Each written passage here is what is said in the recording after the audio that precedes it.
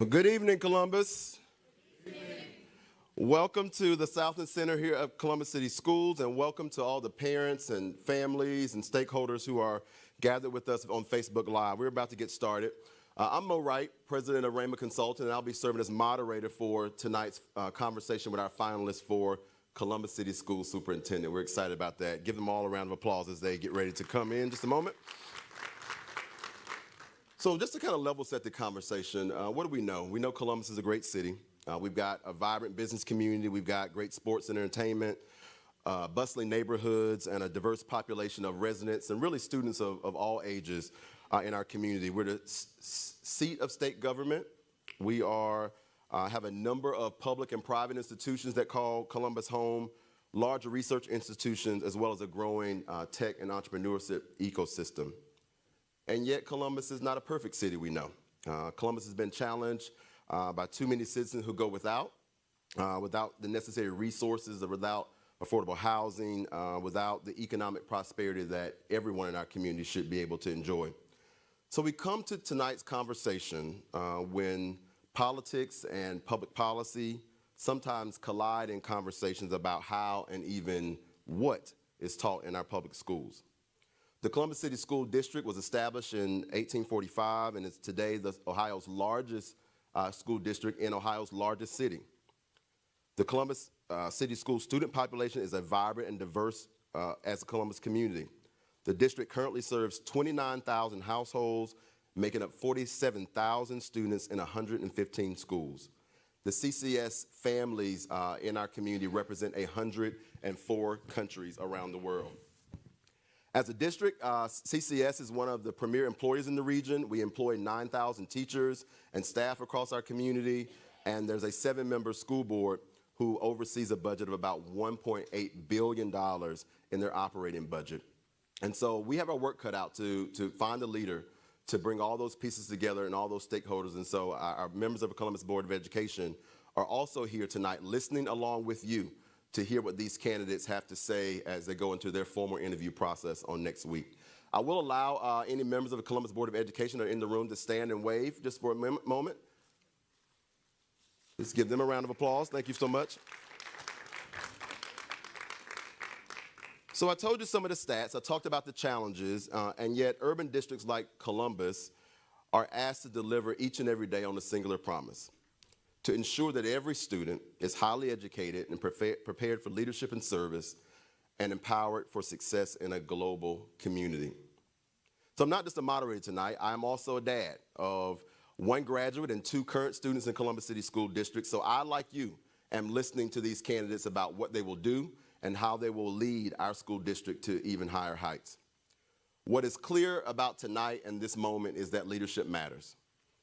And it's exactly what we will need is leadership for Columbus City Schools. Tonight we welcome 3 leaders from across our nation who are finalists and vying for the position of Superintendent of Columbus City Schools. Let's prepare to meet our candidates. But before we do that, I want to talk a little bit about the discussion format tonight. Since early this morning, all of the finalists have been doing data in district. So they've been around the community, they've been in various buildings, they've been meeting with various stakeholders like all of you throughout the course of the day. It's been a whirlwind day of immersion in the Columbus City School District, and tonight they are invited to come here to the Meet the Finalists conversation. While we know we won't get to all the questions that you all submitted outside, we will be submitting all of those questions to the members of the Columbus Board of Education prior to next week as a deliberation within their interview process that's upcoming. The final questions for tonight's discussion were developed by me, and those questions have not been seen by anyone, including the candidates or the board. In addition to those that I have prepared in advance, the questions that you all put on the boards outside will also be fed to me throughout the course of the conversation, and I'll be asking those questions live tonight as well. There will be no live Q&A from the audience, so we ask that you respect that and refrain from any verbal reactions or comments during the discussion to keep this a comfortable environment for our candidates. And some questions will also be posed to every candidate, while others may be specific to an individual candidate. You will get the opportunity to listen to the perspectives of these accomplished public experts in education for their vision for leading Columbus City Schools. With that, let's prepare to meet our candidates. First, I'd like you to welcome Dr. Angela Chapman from right here in Columbus. Dr. Chapman joined CCS in 2019 as the Chief of Transformation and Leadership in charge of principal leadership and regional support of school communities. She's led the implementation of 6 new regions in an area superintendent model that was put intentional focus on leadership development and targeted regional support. She has spearheaded the implementation of an $8 million grant, redesigning the principal pipeline that aligned with the CCS Portrait of Graduate framework. She's been instrumental in launching district-wide programs such as Read and Recovery, single-gender schools, dual language programming that has increased academic outcomes, staff retention, and student satisfaction. She, of course, is currently serving as the interim superintendent and CEO for Columbus City Schools. Ladies and gentlemen, let's welcome Dr. Angela Chapman to the conversation.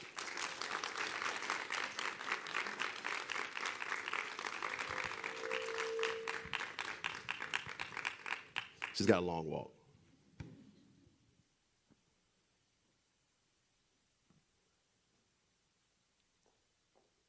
Next, we welcome from Pasadena, California, Dr. Brian McDonald.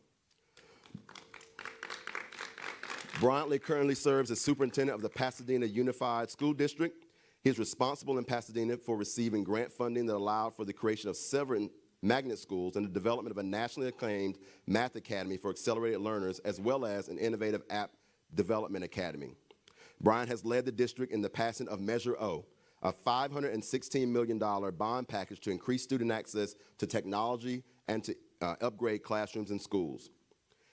Dr. McDonald has led the development of a robust graduate profile that requires all 12th grade students to prepare and deliver a presentation demonstrating their cognitive, personal, and interpersonal competencies prior to graduation. He has collaborated with parents, employees, and community partners to accelerate improvements and target resources to close the achievement gap. Ladies and gentlemen, let's welcome to our community Dr. Brian McDonald.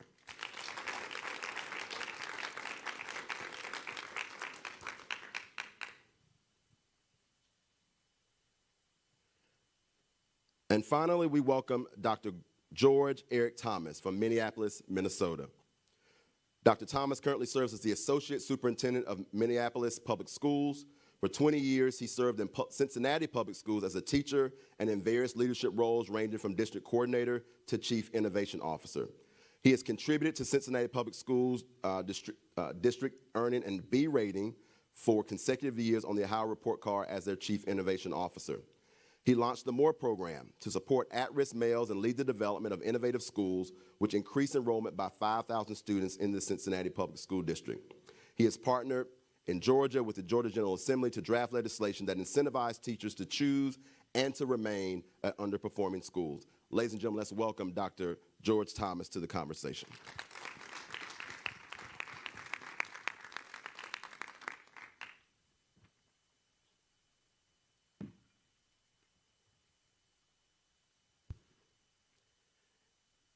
In just a moment, we will allow each candidate and have an opening 2-minute welcome and opening statement.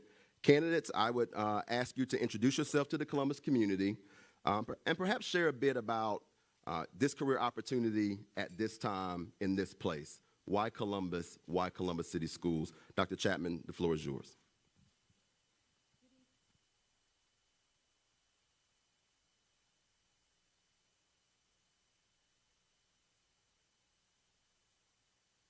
Good evening, everyone. It is certainly a pleasure to be here with you this evening. I currently have the opportunity to serve as the interim superintendent and CEO of our Columbus City Schools.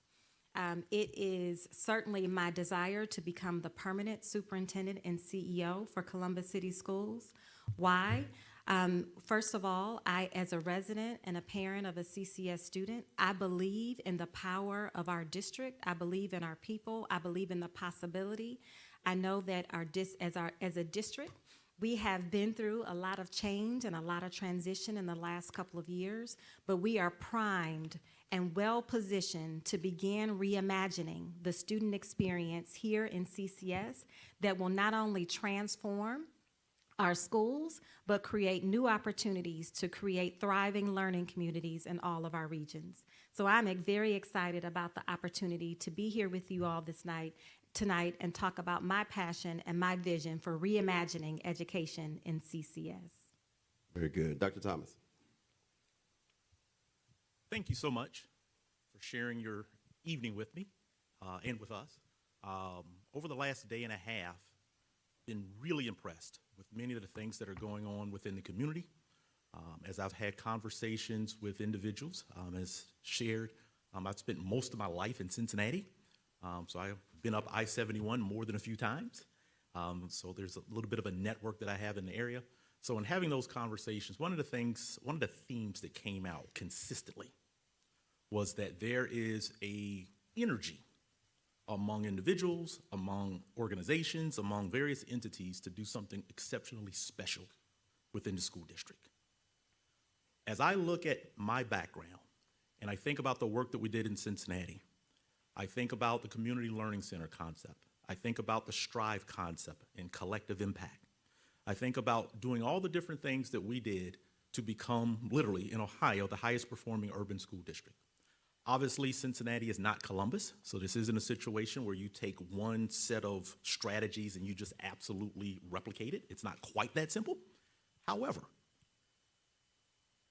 the word is leadership.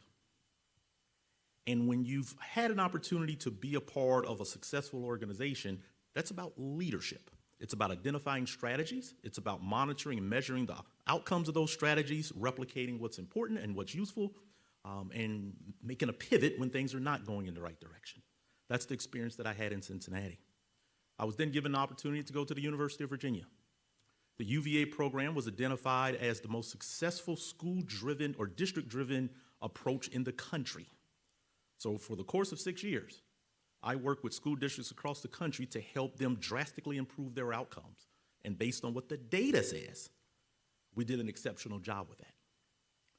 At some point in time, hopefully there's an opportunity for me just to briefly speak about some things you may have read. What you have not read is that in Georgia, 70% of the schools that we work with achieve their highest results ever. What you have not read is that we reduce chronically failing schools by 47%. What you have not read is that in Georgia, there's something called a climate and culture rating. Student surveys, teacher surveys, parent surveys, and all the different metrics around attendance and discipline. The schools that we work with improve their climate and culture rating by 38%. We literally help transform schools and districts. That's the experience that I bring. That experience in Georgia also gave me a really strong understanding of the political nature of many things. Quite honestly, Georgia's somewhat similar to Ohio. In Georgia, you got Atlanta and everything else. Dr. Thomas, we could finish the introduction and we'll get back into some of that meat in just a moment, if that's okay. Sounds great. All right. Dr. McDonald.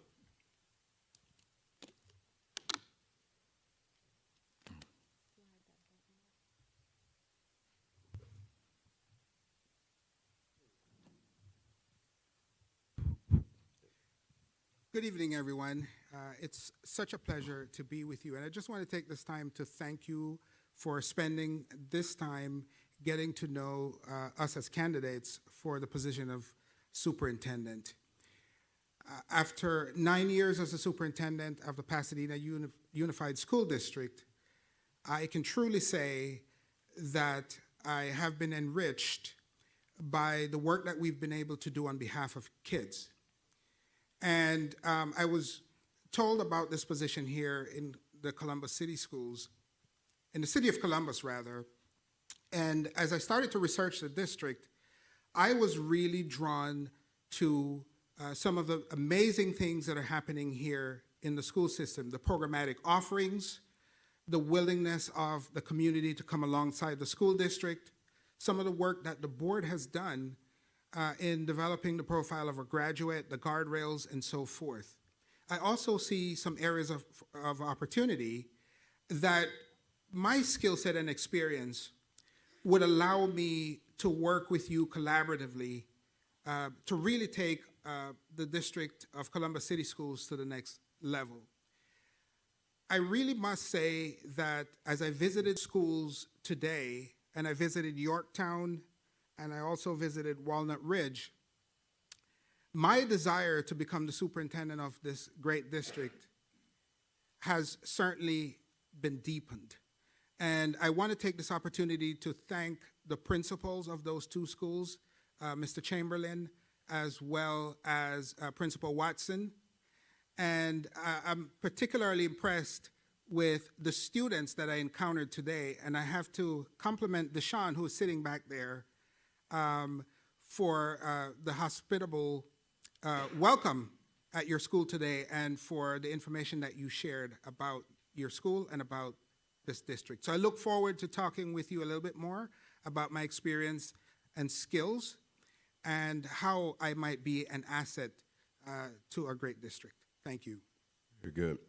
Let's jump into the conversation. So as part of the community engagement around the search process, the search firm actually conducted a survey of all CCS stakeholders. There's about 1,700 responses, and it basically asked from a list of about 31 characteristics, which are the top 5 that were shared by these various stakeholder groups. There was 3 that were at the top of the list for all 3 categories. I'm going to have each of you respond to an aspect of those 3 characteristics that really floated to the top for all stakeholders. Dr. McDonald, we will start with you. One of those characteristics that the community said we want in our next superintendent was the willingness to listen to input, but to be a decision maker. Talk about a time in your career where you've had to navigate strong and maybe diverse and maybe not even opinions that actually were so positive, but ultimately you had to make the decision. What happened and how did you go about making that decision? So yes, I guess the example that comes to mind was the decision to remove a very popular principal at one of our school sites and the level of community pushback that I received. I think we can all agree that we must do what's best for kids. We must focus on the learning, the well-being of all of our students. And so once I made a determination that it was an untenable situation, I made that tough decision to remove that principal. Now, there was a significant community pushback, and of course, I made myself available. I did not hide in my office. I went out and I talked to the community. I talked to the teachers. I talked to everyone about why the decision was made. And I tried to do it in a humane way. I did not want to speak ill of the site leader. But I think everybody realized that that decision had to be made. And so that is just one example of how I made a decision that I thought was best for the school community. But I also listened to what the community wanted in terms of new leadership at that school site. And I responded to that. And as a result, we selected a principal for that school site that led that school to higher heights. Thank you, Dr. McDonald. Dr. Thomas, I'll have you next. One of the second characteristics that were listed in that data said that the next leader of Columbus City School has to have a strong moral compass rooted in justice and equality. I want you to discuss with this audience your moral compass and how you have used it to achieve student outcomes that further justice and equality. Love it. Thank you for the question. Probably the best example that I can share was the development of what was called, and actually still in existence, the MORE program, Men, Organized, Respectful, and Educated. It started at Aiken High School. I was the principal there. And when I went into the school, we started looking at all our data. And our young men, particularly young men of color, they were first in all the bad categories, and they were last in all the good categories. And whether we use the phrase moral or not, I know for me, the idea of being an African-American male and having that population of students not be successful, for me, not just about improving the school from a moral standpoint, from a moral imperative standpoint, I just could not allow that to happen. So we created a structure to support that group of young men. Quite honestly, when we went into the school, it was an F-rated school. And if you actually disaggregated the data by gender, the school probably would have been about a B or C if it was just the young ladies in the building. The young men really just pulled it down. Over the course of 3 years, we went from an F-rated school to a B-rated school, largely because of what we did with the MORE program. When I went to central office, we actually had, and again, to be very transparent, we had 2 African-American male board members. And one of the first things that I was asked to do is, can we replicate the MORE program? And the answer was yes. So my first year at central office, we went from 1 MORE program at the school that I initially was at, and we added 9 more MORE programs. In year 2, I think that number went to 24. By the time I left to go to the University of Virginia, I think that number was up to 40. They just conducted literally their 10th year anniversary, I think last year. There was a analysis done of the progress and the outcomes of the students who were a part of the MORE program. And based on that analysis and based on that data, the MORE program is really sort of internalized within the district now. I'm really proud of that work. So again, whether it was a moral component or not, I simply was not going to allow the young men on that school to not be successful. Very good, very good. Dr. Chapman, I'll come to the third characteristic that was shared by all the stakeholder groups to you, and that was that the next leader must have the leadership skills to respond to opportunities and challenges of a diverse student body. I want you to respond to, when in your career can you share you've used your leadership to meet the needs of a diverse student population? Thank you, Mo, for that question. I would say that all of my experiences, the 25 years that I've been an educator, have prepared me for this moment and this time. I have always worked as a classroom teacher, assistant principal, principal supervisor, chief of schools in diverse school districts. I started my career in a school district in Cleveland Heights, Ohio, very, very diverse community. When I left Cleveland Heights as a principal, I moved to Nashville, Tennessee, again, a large urban district, and then transitioning, also have privilege and honor of serving in DC Public Schools, very diverse district. All of the decisions that we've made when we expanded our dual language programming in the city of DC to ensure that we had more dual language programming, create access and opportunity to all of our students across the city, when we created opportunities to expand single gender programming in the city of DC, was to stand up unique opportunities for our young men as well as our young women in the city of DC to meet their needs. All of these decisions were based on data and feedback from our community. We worked on the high school redesign work in the city of DC. We did that work in partnership and collaboration with our community members, with our parents, with our teachers, to make sure that we were being responsive to the needs of the community. The community identified a need. We worked with them to co-create the learning spaces to support their scholars and meet their needs by redesigning the spaces based on programming that the community deemed as a need for their scholars. Good, very good. I want to get into this area of relationship building and community engagement.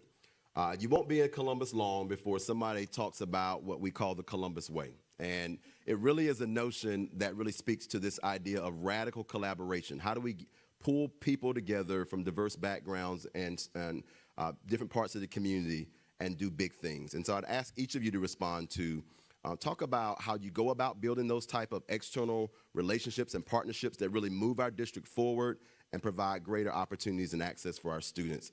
Dr. Thomas, I will start with you. Thank you. Probably the best example that I could share is that in Cincinnati, there was an organization created, I think it's been about 15 years ago, called Strive. And some of you may be familiar with Strive. And what Strive was an organization that really promoted collective impact. And Strive brought in individuals and entities from the various sectors to identify 4 pillars that would support the work of schools in the school district. The superintendent was the representative for the district. If the superintendent was not available, I represented the superintendent. So that was really my initial really appreciation for this concept of collective impact. I think one of the things, there's actually a network here in Columbus. I don't know how engaged it is, but I think the concept of collective impact, I think, is really, really important. And I think being able to pull all of the stakeholders to the same table and really look at a strategic plan and identify how can each stakeholder be a part or a resource toward the objectives and priorities in that strategic plan. That is my experience. When I went to the University of Virginia, we actually worked with districts to sort of replicate that, whether it was formalized or not formalized, but we actually work with districts to replicate that. So that's really my experience, and that's really my lens around this idea of collective impact and bringing partners to the table. In Cincinnati, we also had something called community learning centers, if you're familiar with that concept. It's been recognized as one of the stronger models in the country, and that's bringing stakeholders and particularly nonprofits to the actual school site. So many of the resources actually were housed at the school site. So that's another example in regards to bringing in outside resources and stakeholders. Dr. McDonald, same question. How do you go about building those relationships and key partnerships for the district? The process of building relationships and partnerships for the school system is extremely hard work. And what it requires is that the superintendent be highly visible, not only at the school sites, but in the community as well. So as an example, I block off my Wednesdays to visit school sites. And I take the opportunity to talk about, to articulate the vision of the school system to the people that I'm talking to, both formally and informally. I also take the opportunity to hear from them, because I think very often the way we communicate, it's just simply one way. And if we don't take the time to listen effectively, then we won't hear concerns, or we might not even hear kudos. So I take the opportunity to visit school sites as often as I can. I talk to teachers, I talk to parents, I talk to students. And I learn a lot from these visits. I also spend a considerable amount of time visiting community organizations in the community. So, for example, we have a monthly meeting of the Clergy Community Coalition. I take the opportunity to update the coalition on some of the good things that are happening in our district. But I don't simply just update them on things that are happening. I ask them to support our efforts. And in many cases, they've responded favorably. Additionally, I'm a member of the Pasadena Rotary, and in a similar way, I provide updates to the Rotary members, but I also ask for their support in our efforts to improve our school system. And I think one of the things that a superintendent or any leader must do is to be very authentic in the conversations that you have with the members of the community that you're engaging with, meaning that they should feel like they're being heard, they should feel like they can talk to you about anything, and then if you make a promise, ensure that you're keeping that promise. And I think it's all of these factors that will then build trust in the community and cause people to want to come alongside the school system and support the work that's being done on behalf of kids. I'm also very intentional about talking to local politicians, state politicians, and politicians on the national level, because they can bring resources and support to bear on the efforts of the school system. So I spend a lot of time in the community. For example, I meet with the NAACP from time to time, their education committee. We have a partnership that we're working on. There's so many community organizations, nonprofits, and the like that are willing to come alongside the school district and provide support. But I think as leaders, and certainly as the face of the organization, I have to go out and engage with all of these community partners, explain to them what we're doing as a school system, and invite them to support us. Very good. Dr. Chapman. Yes, Mo, this question reminds me of the power of relationships. So relationships are key to everything that we do. As teachers, we know in the classroom, learning does not happen if we do not forge meaningful relationships with our students. Our students have to feel connected to their teacher in order for them to thrive and grow in the classroom. It's the same with adults. It's the same in the school. We know that as individuals, people do not leave bad organizations. They leave bad bosses. And so every day in all that I do, I am modeling the behavior and the culture that I expect to see across the entire district. This is who I am. I lead with my values as a value-based leader. I show up very transparently, authentically, and to be very transparent and clear about our goals and vision for the organization. And through that transparency and authentic engagement, that's how those relationships are fortified and developed. Certainly, we see all of our parents and our community members as partners in this work. You've heard the saying, it takes a village to raise a child. Well, it takes a village to support the work of a district, a large urban district, and a district of our size. We have to move out of our silos. This is our work, our collective work as a community. If we want to transform the teaching and the learning process and the student experience in Columbus City schools, we have to see ourselves as partners in this work. We have to think across the lines of, whether it's the lines of authority, elected officials, community, government. We have to remove all of those barriers and put all of our cards on the table. It's all hands on deck. We have to be committed to rolling up our sleeves, to do the heavy lifting. This is hard work, but it is work of the heart. And this is about creating the culture that we want to see not only in our classrooms, but in our schools and our departments and our community, across the entire community. And we do that each and every day, the way we interact with each other, the way we model how we interact with each other. We create supportive conditions. Those are the enabling conditions to show that we see you, we value you, and we appreciate you. And that is the sentiment and the sense of belonging that every student in our district should feel, every staff person in our district should feel, whether they're classified staff members, certificated staff. That is the same sentiment that our principals should feel, central office, our parents. We see you. We love you. We appreciate you. And if everyone in our entire community has that sense of belonging, then we can change the narrative for what education looks like in CCS. All right, I'm going to stay on that theme for just a moment. And one of those key partnerships certainly are our teachers and our staff within buildings across this district. As all of you are likely aware, the start to the school year was delayed a bit with negotiations between our union and our schools. While the agreement was eventually reached, you can imagine there still exists some fatigue from parties involved in that situation. I want each of you, or whoever decides they would like to address this, to talk directly to those teachers, those staff throughout the district. What can they expect from you as their leader, and what are you expecting from them? Anyone can begin. I'll be happy to start that off. I think one of the things that is paramount to me is helping everyone in the organization, but particularly teachers, that not only are they valued, but they're partners in the work. In some of the conversations we've had throughout the day, I sort of talked about the difference between trying to get buy-in from individuals. Buy-in means that I have an idea and I'm going to try to convince you to sort of support my idea.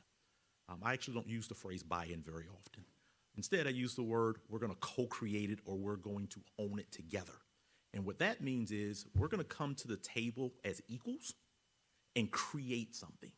If you think about the difference between how you manage your personal car and how you manage your rental car, you normally have a different relationship with your rental car. It's the same thing in how you manage a property that you have to cut your own grass versus rental property. Oftentimes, when you own it, you care about it a little bit differently. So in my vision, any engagement with any of our partners, any of our teachers, any of our other support staff members, be it security, be it the cafeteria workers, bus drivers, whatever the case is, we're going to come together as partners because we need everyone to have some ownership in it. It does take a village, but we all have to own the village. So as a superintendent, I don't see this as a matter of Eric having a plan. I don't see this as a matter of Eric coming up with, we're going to do A, B, or C. I'm going to sort of listen to someone's input, but then I'm going to make some decision. I really do see this is going to be a collective because it's the only way to create a level of ownership. And because the work is so complicated, this is really complicated work, everyone has to feel that level of ownership. So that's my lens. It's really about creating ownership. And that's the way I would engage with teachers. That's the way I would engage with really anyone within the district. And that's stakeholders and that's stakeholders as well. Just a quick follow-up. Did you rent a car for this trip? Actually, I did not. Okay, very good. All right. Our cars are safe here in Columbus. Any others? Hello? Okay. I'll be happy to go next.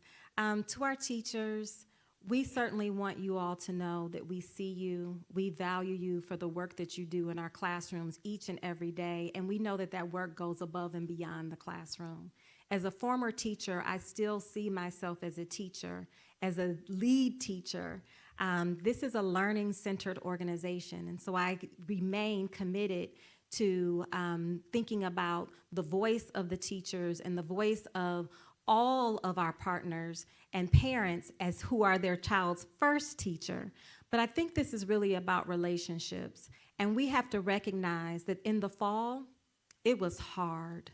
It was difficult for all of us, no matter which side we were on, related to the challenges that we were having in the fall. And we have to recognize and name it. It was traumatic. Relationships were damaged, trust was broken. And as a teaching and learning organization, just like we do with our students, we need to take the time to build and restore those relationships. With our students, we talk about restorative practices. It's the same strategy that we want to yield and lean in with adults. Whenever trust is broken, whenever the relationships are damaged, we need to have a conversation about how we begin to move through the pain, the trauma of the ordeal that the shared experience that we have. The strike didn't happen to just one person. The strike happened to all of us, this entire community. We were all there and bear witness to what we experienced. And so my approach would again be to restore the harm that was done in our community by building bridges, being present, showing how much we care about each other and about moving this work forward. It's important for us to show up each and every day as our most true and genuine and authentic selves and show how much we care for each other.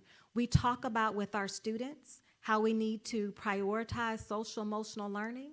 Well, that's not just work that we do with our students. That work begins with each and every one of us as adults. How do we show up as adults? How do we practice leading with those social-emotional skills of showing self-awareness, managing our emotions? How do we make connections to each other, connections within the team, connections with administration? That's the heavy lifting work that we need to be engaged in each and every day to create the culture that we want to have in Columbus City Schools. And we do that by leading by example. To our teachers and staff, I just want to be very clear about how I feel. I value the work that you do. Without you, there's no district. Without the students, there's no district. And so I am heartbroken that there was a strike. But what that says to me is that there are underlying issues that would need to be addressed. And so one of the first things that I would do is to set about establishing some sort of labor management initiative where we come together, all of the bargaining units, and discuss issues of common concern. We shouldn't be trying to address the issues only when we get to the bargaining table. We should understand what the issues are ahead of time and start to put the measures in place that will get us to a favorable outcome. It is all about building those relationships that are necessary to have a productive sort of effort on behalf of our students. So in my former district, or I'm sorry, my current district, we have a labor management initiative that was started several years ago. We've gotten away from it a little bit, but what I found to be so effective about it is that we were able to sit down and discuss some of the issues that staff were unhappy about. I give you an example. One thing that we looked at were the number of grievances that had been filed, not only from the Teachers Association, but also from the classified associations. And what we decided to do as a group was to provide training to all site administrators so that teacher evaluations, employee evaluations were done according to the contracts. And I was pleasantly surprised as to how well this was received by the site administrators. But that was just one example of how we were able to come together, work on a common issue, and find a solution. So in a similar way, whatever the issues are that caused the Teachers Association here to make the decision to engage in a strike, I would want to sit down and discuss these issues and ensure that we find some common ground, and so that when we get to the bargaining table, we have a productive time in bargaining. Without labor peace, the district will not be able to get to the next level. The district will not be able to do everything that needs to happen for our students. I want to stay here for just a moment because one of the audience submitted questions was around this notion of tell us about your experiences with collective bargaining, both when it goes well and perhaps when it goes not so well. So any additional comments, Dr. Chapman, Dr. Thomas, around collective bargaining, or Dr. McDonald, if you have additional? Well, I can go first. In the state of California, I think everybody knows, California is probably the strongest union state in the country. And, I've had my ups and downs as far as, I came from a right-to-work state in Texas. And so I had to learn pretty quickly what labor management piece looked like. And so one of the things that I quickly learned was that you have to over-communicate as a superintendent. And what I do is I meet monthly with all of the leaders of the various associations. And we discuss many things. We discuss issues that are of concern to them, but we also talk about some of the things that we want to accomplish together. So it's not simply a gripe session, but rather, how can we come together and make things happen for our students? And I think it's that constant communication over and over and over again that really helps out with labor relations, and it really helps when you get to the bargaining table. Like I mentioned earlier, a labor management initiative where it's intentional, where we express our interests and try to find those common interests is paramount. And I've had to learn over the years just how to communicate with our associations so that they feel valued, they feel heard, and at the end of the day, we get to a place where we can accomplish all that we need to accomplish on behalf of our students. Very good. Questions around experience with collective bargaining, both when it's going well and not so well. Any additional thoughts around this? I think when it goes well, we're able to come together around common issues and find common solutions. And so I'll go back to my previous experience as a classroom teacher. I served as the union steward for my building. And so as a union leader, as a union steward representing the teachers in my building, I served on a committee called the Teacher Administrator Partnership.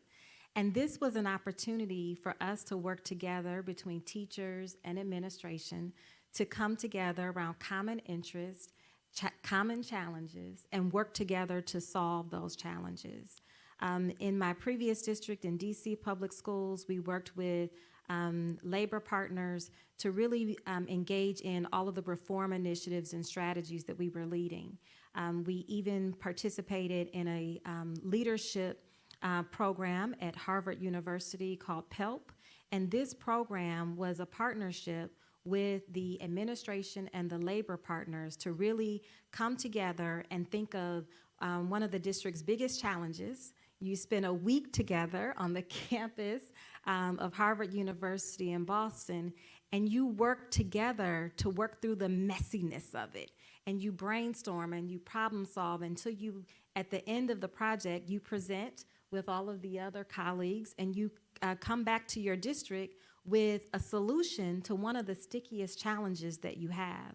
And so when I think about when the labor relations, when it works well, there are clear structures in place to support ongoing collaboration and dialogue, so that when there's that healthy tension that arises, there's already a structure in place to address and resolve that conflict. But again, I'm going to go back to the previous comments that I made. Everything comes back to relationships. Building relational trust in everything that we do is key to our success. Culture eats strategy every day.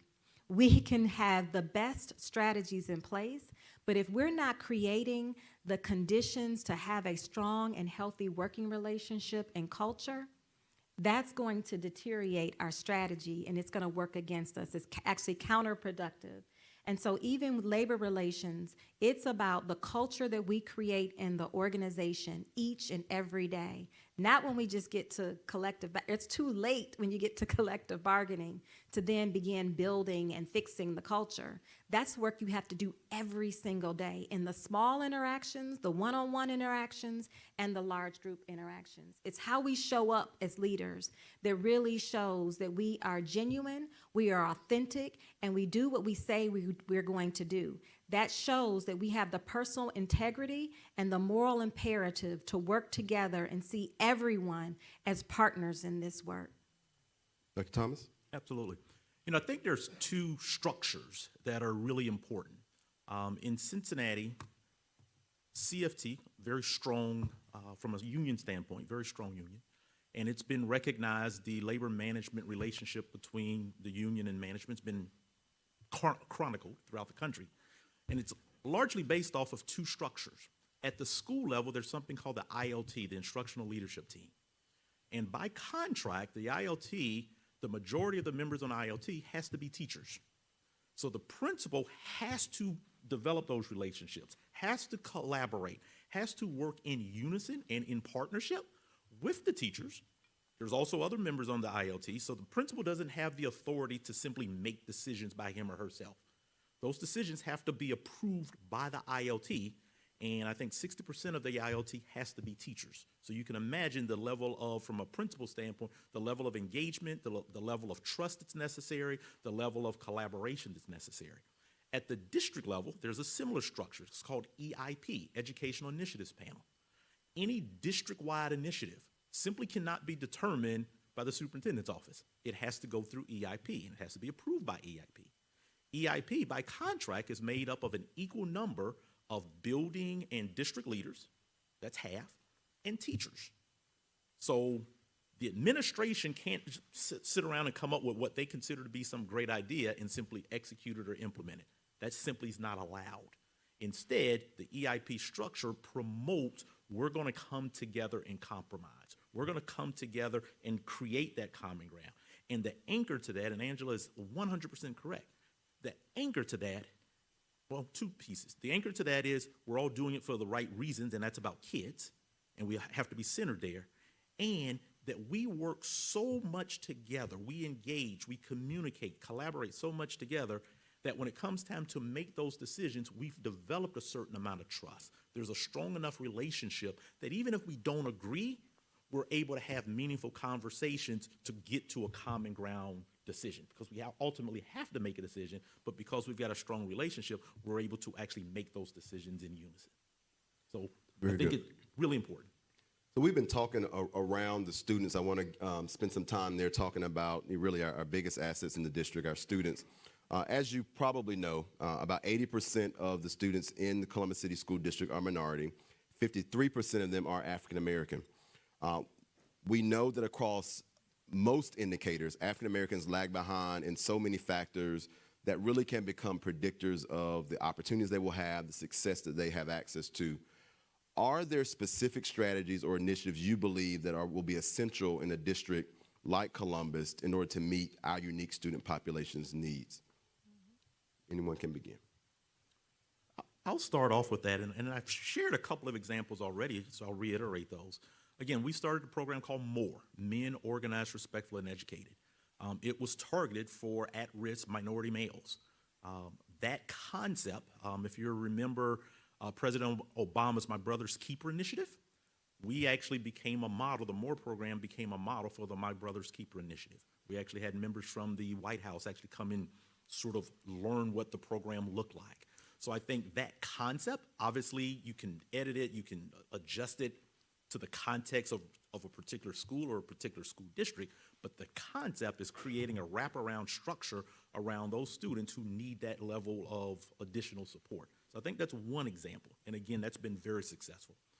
The second example that I've already shared is the Community Learning Center concept. The Community Learning Center concept is simply a matter of bringing in outside resources to the schoolhouse so that those resources are on site, be it a health clinic, be it getting vision, be it food insecurity pieces, be it mental health support, whatever the case may be, those resources are on site so that parents and the students have access to those resources. So I think those are two examples that when we talk about students who unfortunately go home and have difficult situations at home, and then we expect them to come back to school the next morning and master math. We expect them to come back to school the next morning, and we want all the kids to read by third grade.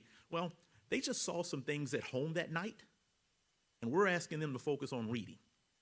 If we don't acknowledge those challenges, if we don't create structures to mitigate those challenges, and that's why this concept of collective impact is so absolutely vital, because it does take a village. So we need those external partners to be a part of that conversation. Teachers are part of that conversation, so that now once we mitigate some of those challenges, teachers can actually focus on learning and focus on teaching and learning. So those would be two examples that I think are really powerful. Again, we've had success with, there's been success with those two models literally across the country. And I think Columbus would benefit from the concept. Again, it doesn't have to be the exact concept, but the bigger concept of bringing those resources and some sort of MORE program or something similar to it. So this is an issue that's not unique to the Columbus City Schools. This is an issue that we're dealing with all across the country, and it requires a comprehensive approach. I'm going to try to be as succinct as possible. It starts with the curriculum that we have in place. So first of all, we have to make sure that the curriculum is aligned with the state standards, and what's actually being taught in the classrooms are actually on grade level. So grade level work, the instructional materials that students are exposed to or utilize are actually on grade level. Students have to see themselves in the curriculum, right? So that the learning can be relevant to them. There has to be a number of support systems in place for students, meaning academic supports, additional tutoring, and so forth. There also have to be social emotional supports in place for students. As we know, many of our students, especially those living in poverty, come from pretty traumatic situations.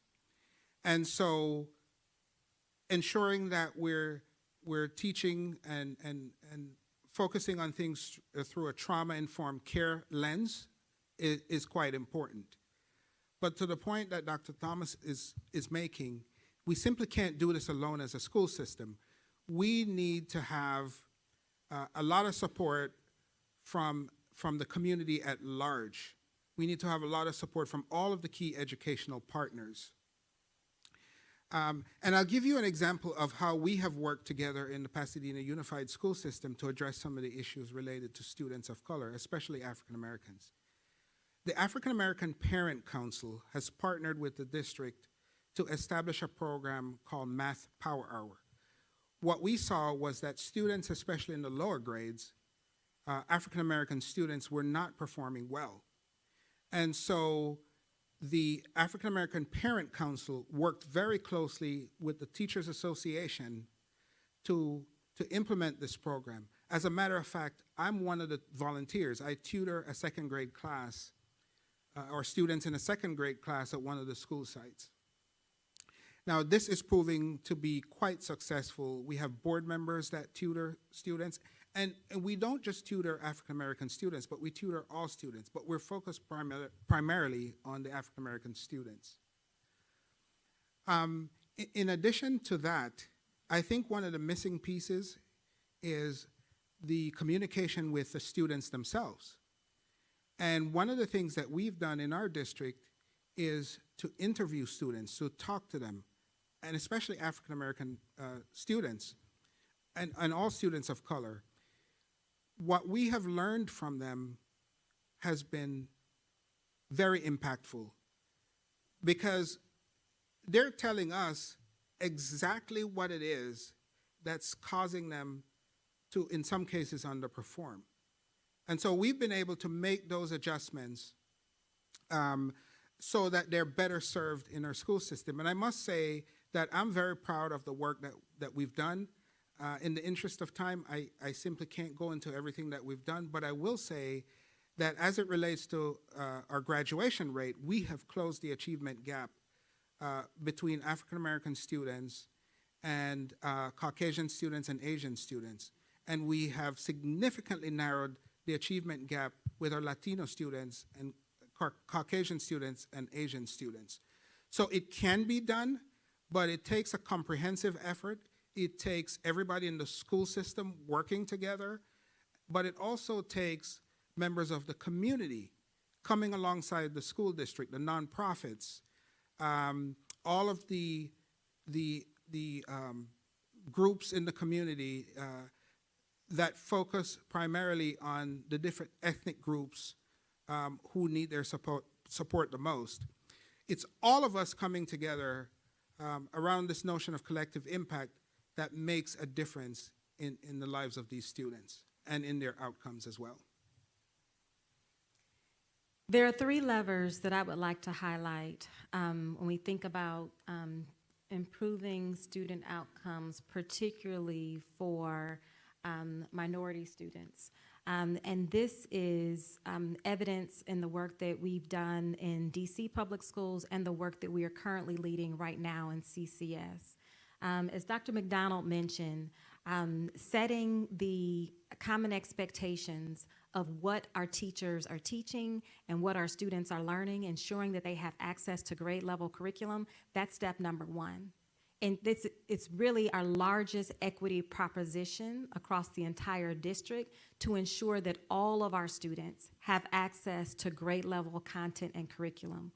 4 years ago, we invited partners from TNTP to come and talk to our principals to kick off one of our leadership academies. The title of that session was The Opportunity Myth. The opportunity myth is based on research the TNTP did with districts across the country. And what they found was what our students, the results that our students were achieving, or the results that our students were having, was really based on lack of opportunity to have access to grade level curriculum. Because what they found when they visited classrooms and looked at the materials that our students that we were using, the materials were 2 or 3 levels below grade level. So it's really the biggest equity proposition that faces children that look like me is really having access to grade level content. And so as a district over the last 3 years, we have been relentless about our pursuit and ensuring that we close that equity gap to ensure that students across our district, 45,000 students in 113 schools, have access to a guaranteed and viable curriculum in English language arts and math pre-K through 12.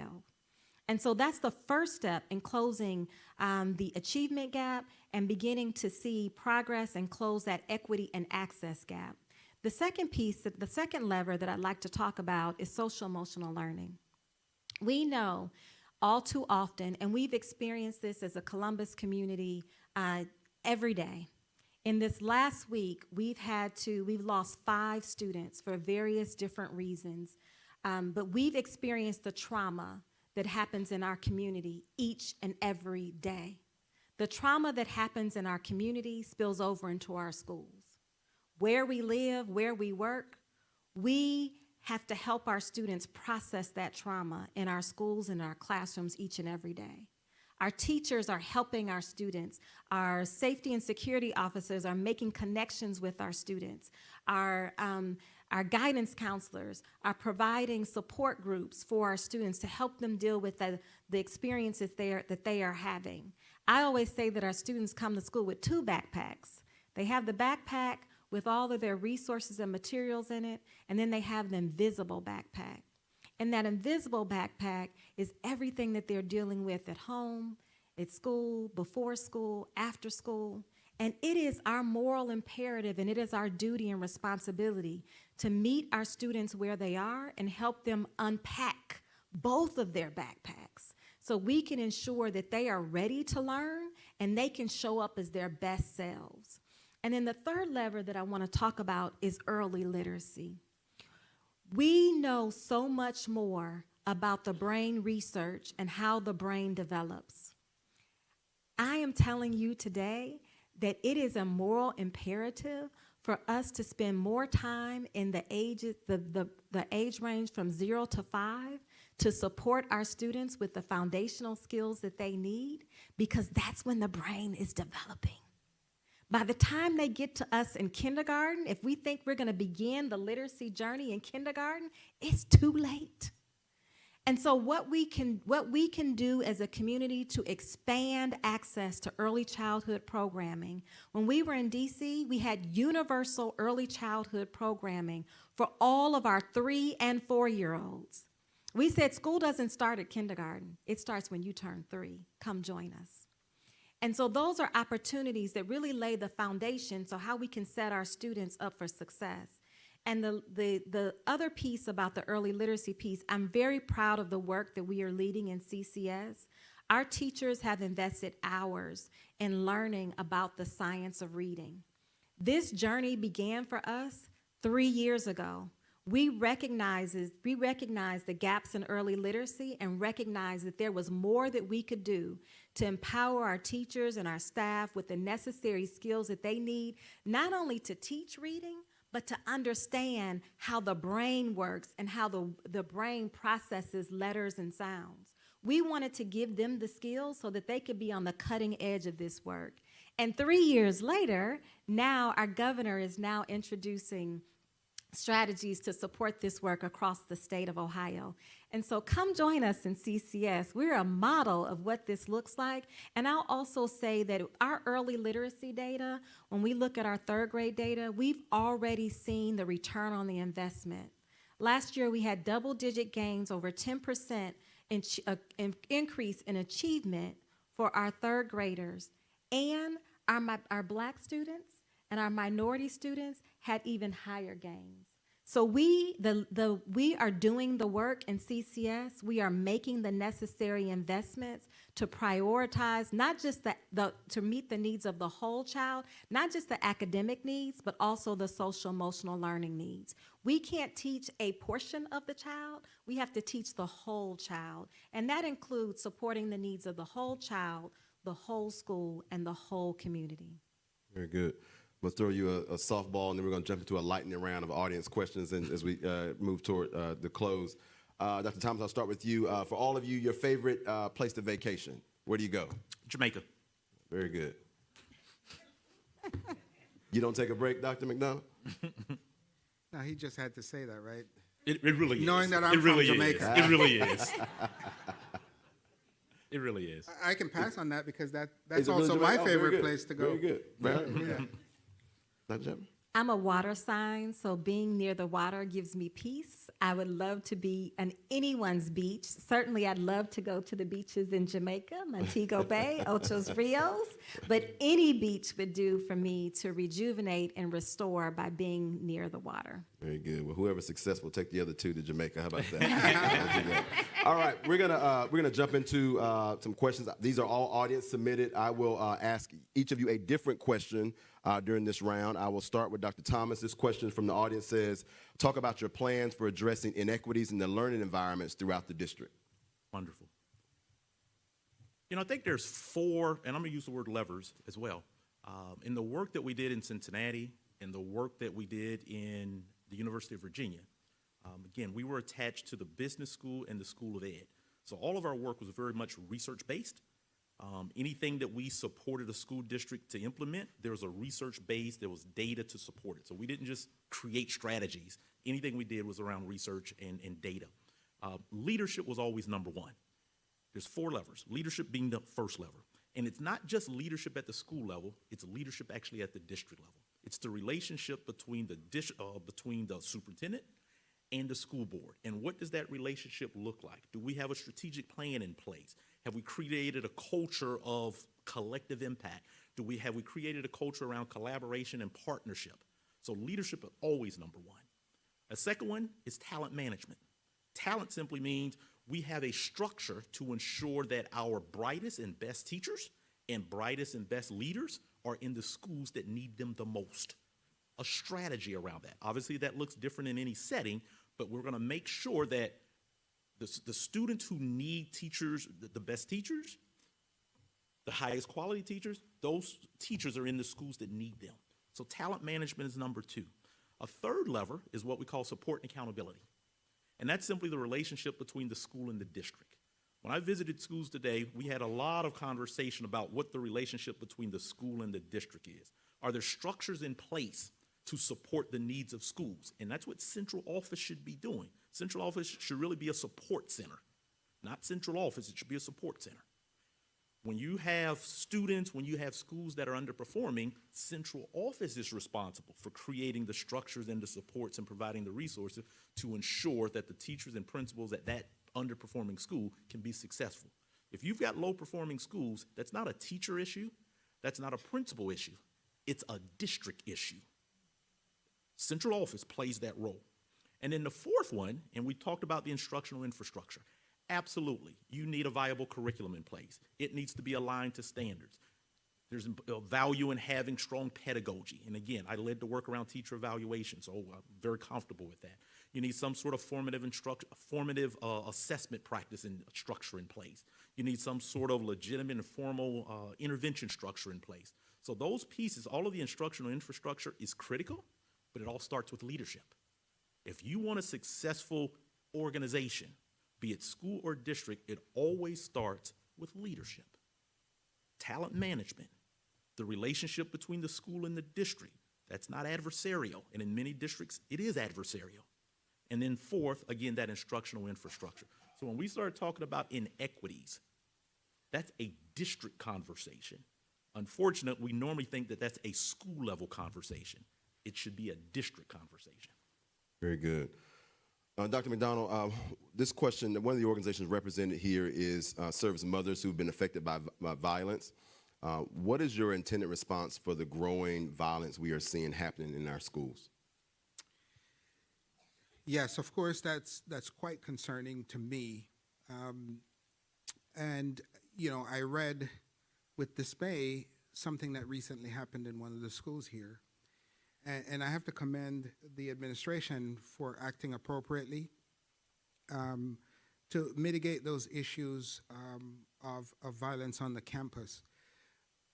So I think there's a two-pronged approach that should be utilized. One is whenever there's an issue of violence on a campus, strong and swift action must be taken right away, so that students can feel a sense of safety, and parents can feel like it's okay to send their kids to school because they'll be learning in a safe environment.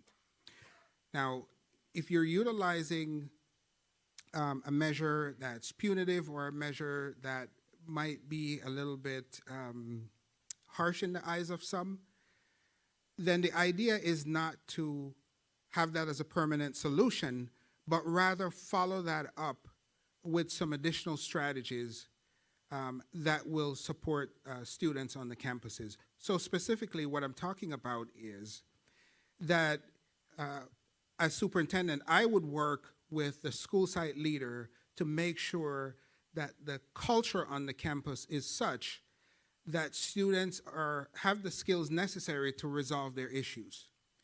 That there's at least one adult on the school site that students can go to if there's an issue. And that we implement such things as restorative practices so that students learn how to make right some of the things that they do in terms of harming others. One of the greatest things that can happen on a school site in terms of mitigating disciplinary issues and acts of violence is a strong visionary principal who creates the kind of environment that's conducive to collegiality among students and staff, the kind of environment that students feel, and staff as well, feel proud to be a part of. And then, of course, equipping the staff, the principal, and all the teachers with the skills necessary to work with these students in terms of peer mediation, in terms of running the restorative circles that are necessary, and just making sure that we provide a lot of resources from central offices to make sure that the school sites get to where they need to go. I can point to the high schools in our school system where incidents of violence, incidences of disciplinary issues have been greatly reduced because of the strategies that I just talked about. Again, having a strong visionary leader on campus that sets the tone for the entire campus, providing the kind of training that teachers and staff and students will need. And we can't leave the students out. We're providing peer mediation training through the Western Justice Center in Pasadena for our students as well. Because I think when you have students that are able to work with their peers to resolve issues, I think that's far more powerful than any adult getting in the middle of that. So providing all of the training necessary, collaborating with external partners. In some cases, some of the students really need mentors. So providing those kinds of opportunities for students. And again, it goes back to the notion of collective impact. Just having that web of support, not just from individuals at the school site or even in the central offices, but from the community as well. Just conveying that message to the students that, you know what, we support you. We're going to do everything that we can to make sure that you have what you need, so that students don't feel like the way to resolve issues is to resort to violence. So, and I want to make one more point. Okay, then I'll leave it at that. All right.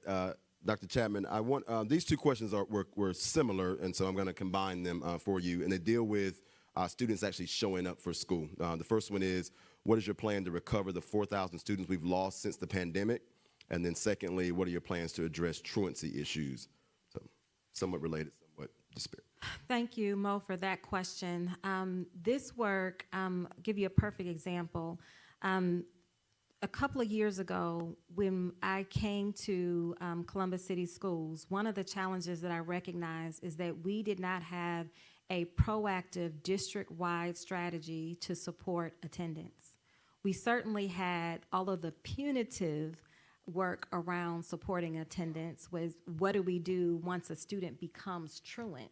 This is the documentation that we complete, these are the phone calls we make, but at that point, the student has already missed 15 days of school. It's too late. And so what we've done in the last couple of years is partnered with a national organization called Attendance Works. Attendance Works works with districts and even having a partnership with the Ohio Department of Education to work with the district to develop a district-wide strategy to support proactive efforts and measures to support attendance. And this goes back to engagement and relationships. That's a common theme throughout the night. But it really helping us as a district to develop a clear strategy around how we create greater awareness around attendance and support proactive strategies for making sure that our students know, that means showing the data, how many absences a student has had, talking with our families and our parents and our community. Like even if a student misses just 1 day of school each month, that adds up. You miss 10 days of instruction, now you're chronically absent. We talked about the enabling conditions of how we close the achievement gap. Attendance is a key factor in that.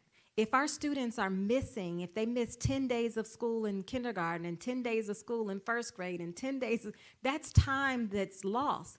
Time, instructional time, is always the X factor. We have to do everything that we can to make up for the lost time and prioritize instructional time. We saw this with the pandemic. Our schools were closed for way too long, right? And all of the research says that on average, across the country, our students lost 22 weeks of instruction because we were transitioned to remote instruction. And so developing intentional strategies to support a district-wide strategy as well as a building-based strategies to support attendance, we have to engage in proactive strategies. We can't wait until after our students have accumulated 10 absences. I'm a parent in the district. If my son misses school for just 1 day because he's sick, of course, I get a text message. Your child has missed 1 day of school. And then the next text message, your child has missed 2 days of school. Please contact us if you need support or resources. So we are reaching out to our families to share the data with them, to make sure that they know we're being very transparent about each child's attendance, the patterns of behavior, and those are patterns of behavior that we have to correct as early as pre-K and kindergarten, because we don't want our students to get into a habit or a pattern of missing too many days of school. Good. Well, we are almost out of time. I'm going to give you all just a moment to do a closing statement. I'm also going to pose a final question from our audience as a part of your 90 seconds of closing, so we get folks out of here on time. The question part will be, how will you personally work to make sure schools in our community are places of joy, care, and value where children and teachers want to be? And as a part of that, I'd like you to leave any further information you'd like to leave with this audience and those watching online. I think we started with Dr. Chapman, is that right? So we will start with Dr. Thomas. We'll go in reverse order. I'm going to try to do this in 90 seconds. In regards to the joy, care, and value piece, there's two data points I'll share. The population in Columbus has increased by about 200,000 students over the past 20 years. The enrollment in the district has actually decreased by 25% during that exact same time. So no matter how we look at it, the data says that whatever we're doing to attempt to create joy, care, and value within the district, there's many people in the community it doesn't resonate with. That's what the data says. That's not my data, that's what the data says. So I do think we need to look at doing some things slightly different to adjust, to react to what that data says. The last thing, and I think this is also sort of the closing statement, so I'll take about 30 seconds to simply respond to a couple things that you may have read in the paper, that you've read online. Obviously, I don't have enough time to go into all of those pieces. I'll simply share 3 pieces, just bullet points. In my role in Georgia, the legislation had me report to the State Board of Ed. I didn't report to the state superintendent. The state superintendent didn't appreciate that. The state superintendent created an audit that I didn't know about, that the people that I reported to didn't know about. I was never interviewed. My senior team was never interviewed. 4 weeks went past before I even knew what the so-called allegations were. 4 weeks. Once I saw it, I was given a chance to respond. When I responded, the state board that I reported to on a 14-0 vote ended the matter. As a part of ending the matter, I received a sizable financial settlement to attempt to, resolve it to some extent. So I just wanted to provide just a little bit of clarity and a little bit of context there. There's obviously other pieces to that, but just wanted to provide a little bit of context to that. Thank you, Dr. Thomas. Hello? Okay. So I would just say, as far as our campuses being places of joy, it really speaks to the ability of the site leader, the principal, to work closely with teachers and staff to ensure that there's a culture and climate on that campus whereby students feel connected to an adult, feel connected to the campus, feel like the learning they're receiving is relevant and meaningful. Of course, with support from central offices. It is paramount that site leaders work very closely with all of the key educational partners, such as parents and community members, to provide the necessary support for our students. Ensuring that all students are successful and that they feel like they can bring their authentic self to the school site is paramount. And so I would say, if I were to be selected as the superintendent of this great district, I would work very closely with all of the site leaders, with all of the central offices staff, with all of our key partners to ensure that students feel like when they show up to their campus, they are loved, they're respected, and the adults have high expectations of them. So I thank you so much for giving me the opportunity to spend some time with you today. I want to say that more than ever, I want to be a part of this team. The visit to the school sites just solidified that for me. All of the meetings with community members, with the different groups, and just to see the love for the district. So many of you were students in the district and came back to serve. And what that says to me is that this is an environment, this is a community that cares deeply about the school system, and I think that's half the battle. So if I'm selected as a superintendent, together we will make things happen on behalf of our students and cause our district to become the school district of choice for families and a shining light for not only the current students, but for future generations of students. Thank you so much. Mr. Chapman. I love this question. When I think about creating learning communities filled with joy and love, I think about happiness and joy comes from within. I can't make someone be happy, right?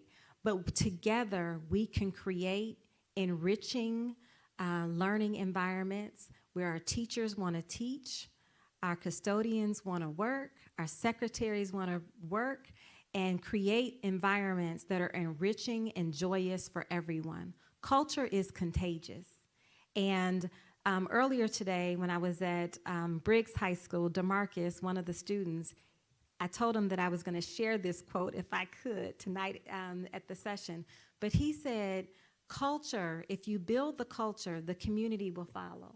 And so he, again, from the mouths of babes, stressed the importance of creating the culture that we all want to work and learn and grow in. Each and every one of our students, when they come to us, they start off with all the joy and the curiosity for learning. It's up to us to make sure that we don't rob them of that joy and steal their joy. We have to create warm and loving environments so that our students continue to keep that same curiosity that they have at the age of 3, at the age of 5, at the age of 7. They're curious about their world. They're curious about learning. They want to ask so many questions. But it's our responsibility and our duty to create that type of culture where that type of learning and curiosity is infectious and it continues. And as a leader and the lead learner and the lead teacher and the CEO of the district, it's our responsibility to articulate that clear vision and mission throughout the organization. But not only is it our responsibility to do that, we want to create the opportunity so that everyone in the entire district, all 9,000 employees and 45,000 students, feel as if they are on a mission with us to achieve our shared vision and make a difference for the lives of each and every one of our students each and every day. Wow, such a thoughtful conversation. I'm going to prepare to release our finalists from the stage, but join me in thanking for their responses, Dr. Angela Chapman, Dr. Brian McDonald, and Dr. George Eric Thomas. So, in just a moment, we will bring up a QR code for those of you in the room as well as online. That QR code links to a survey where we can capture your feedback about your feelings about the candidates as well as a few other questions. So if you just scan that with your smartphones, it will take you to a survey that way you can provide us some feedback that will also be shared with our board. I would remind you that all the questions that you submitted outside, in addition to the ones I asked live today, are all being aggregated and given to the Board of Education as they will be formally interviewing these candidates next week. And so they will have their own announcement about when they expect to announce a actual superintendent for Columbus City Schools. Thank you to all of you for your attendance tonight. It was a quick conversation, but a good one. And so we really appreciate your thoughtful questions and your engagement during this process. With that, thank you for, as always, for staying engaged with our schools. Enjoy your evening. Be safe getting home. Thank you.